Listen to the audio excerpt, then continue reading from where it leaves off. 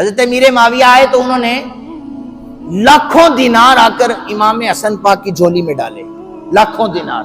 اب ذرا سخاوت سنیے گا، لاکھوں دینار ان کی جھولی میں ڈالے۔ دل میں خیال آیا، کہنے لگے کہ معاویہ تو ہندا کا بیٹا ہے، تو نے کتنی بڑی رقم امام حسن کو دے دی ہے۔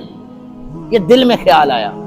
کہتے ہیں نا کہ جو مومن ہوتا ہے نا، مومن یہ اللہ کے نور سے دیکھا کرتا ہے، اللہ کے نور سے دیکھا کرتا ہے۔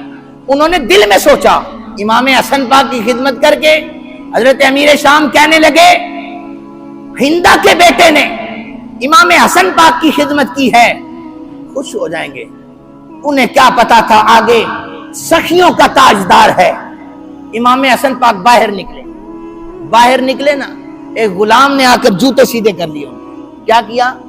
جوتے سیدھے کیے۔ وہ آگے بڑھا، اس نے جوتے سیدھے۔ جتنی رقم حضرت امیر معاویہ نے دی تھی، حضرت امام حسن پاک نے اٹھا کر اس غلام کو دے دی، ساری رقم دے دی۔